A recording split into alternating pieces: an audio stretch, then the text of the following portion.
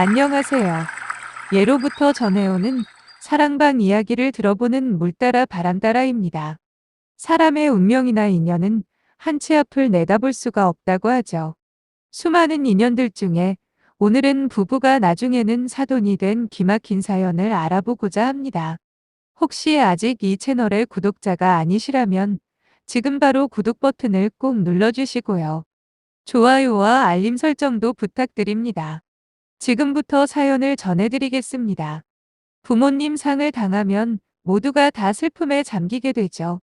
어머니 1년 상을 치르고 12살 정실은 불꽃에 휩싸여 한 점 검정이 돼 하늘로 날아오르는 상복을 물끄러미 쳐다보며 눈물 한 방울을 똑 떨어뜨렸습니다.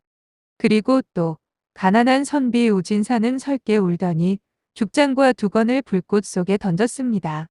40도 안 된 우진사는 대소가 어른들의 끈질긴 권유로 이듬해 재혼을 하였습니다. 그녀는 아들 하나, 딸 하나를 데리고 들어왔죠.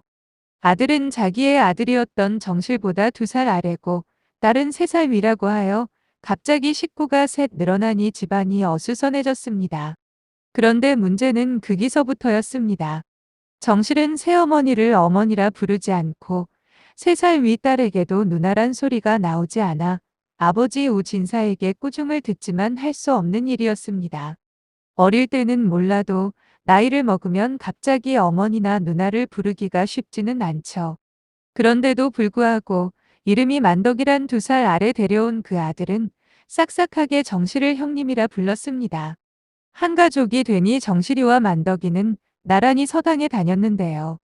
3년 동안 병석에 누워있던 정실 어미 약값으로 거의 가산을 다 날리고 몇 댁이 남지 않은 논밭에 우진사와 머슴이 매달려 그럭저럭 입에 거미줄은 치지 않았습니다.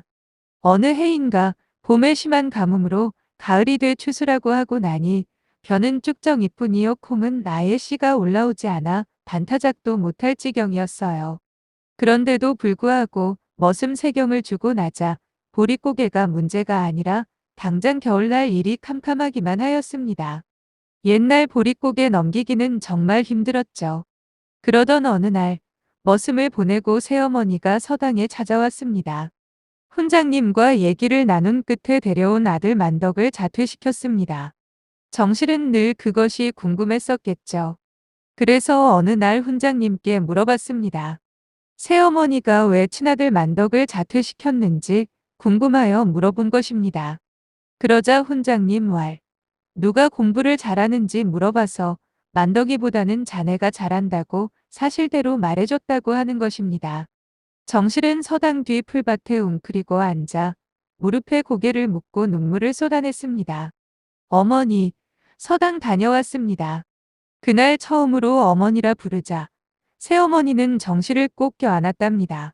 정실은 열심히 글 공부를 하여 16살이 돼 초시에 붙자 새어머니가 우물가에서 눈물을 씻으며 울었습니다. 만덕이는 14살이 되니 머슴만은 못해도 제법 의붓아버지 우진사를 도와 농사일을 많이 거들었습니다.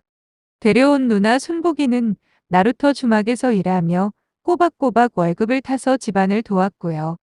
정실은 초시에는 덜컥 붙더니 대과인 과거에는 연거푸 낙방하게 되었습니다. 설상가상 허약한 우진사는 모심기를 한 호에 들어눕고 말았습니다.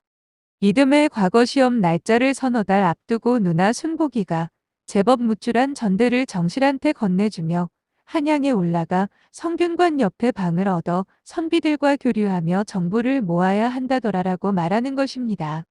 정말 맞는 말이죠. 정실은 단보찜을 메고 한양길에 올랐습니다.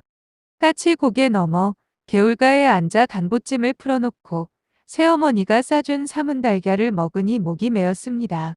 그해 가을 대과 합격자 명단이 나붙은 방을 보고 정실은 기나긴 안도의 한숨을 쉬었습니다.